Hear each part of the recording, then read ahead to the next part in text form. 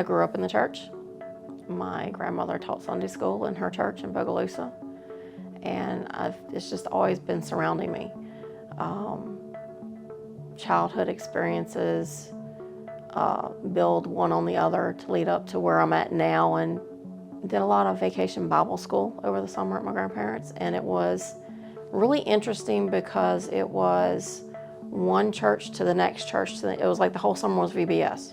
We did at ESM, and then we went to the Missionary Baptist in Vornado, and then we went to the Methodist Church in Vornado, and then it just was all over. So it was week after week after week of VBS, and it just kind of built.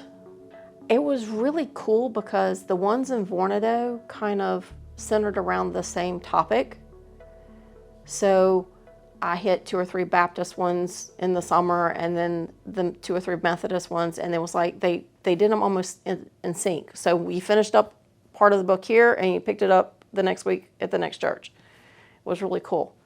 And you could tell the kids that would travel from church to church doing all, that's what you did over the summer. From there, it's staying involved here. Mom and Dad kept us involved here all the time, and it was UMY, and it was really cool to be able to see and do with all those kids and watch them all grow up. I mean, we all have kids now, and it's like some of them you could tell it's stuck. Where, like with my kids, they're here all the time. Well, Alex isn't as much anymore, but Sarah, they're here all the time. And it made it interesting because it helped out without me realizing that it helped out, because when I married Rod's Catholic, or he was Catholic. And once we got married, it was get up, go to here, and then leave here, go to his church, and then, so it was even more church.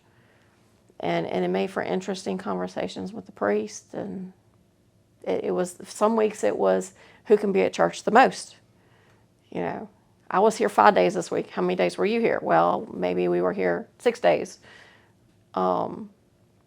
Just really, really active. And there really hasn't been a time in my life up until recently where I felt where I've stepped away some.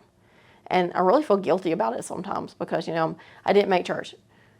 Well, I'll pull it up on my phone. No, that's not the same, you know, and you feel kind of guilty about it sometimes. You know, we recently lost Daddy. Daddy's been gone a year, and he was a real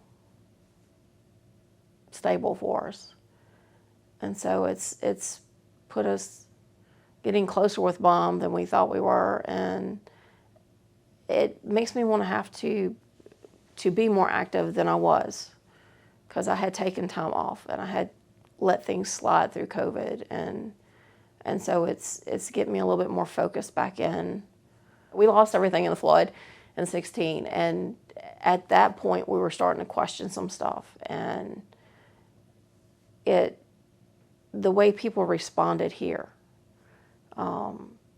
they just freely gave. You know, we ended up with extra building materials, we ended up with money we didn't know we had, we ended up with stuff, and just people just gave, and it opened your eyes a lot to the actual love that Christ has for you. And then when Daddy passed a year ago, Kenan was talking with me, and he's like, so is there anything you need? I'm like, no, not really. He's like, no, seriously, is there anything you need? I'm like, seriously?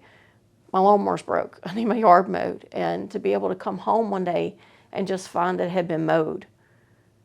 Don't know who did it. Don't know if it was him or somebody.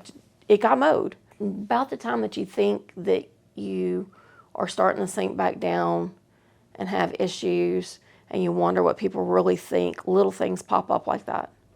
The little things happen where somebody may send you a card that was just thinking about you, or somebody says something that reminds you of something that happened a couple weeks ago, and you're like, oh, well, maybe this is God tapping me. The realization that, you know, we're not perfect, but we're forgiven. The hope that, you know, there's going to be something better on. And just keep on sight for those little things that pop up that'll bring you back in, because they're always there. He's never going to leave you. I'm here because I know He's always here for me, and I can be here for somebody else because He's always here for me. And it might be nothing more than driving a school bus for a bunch of kids, but I'm there for them. I'm there for whoever here needs me.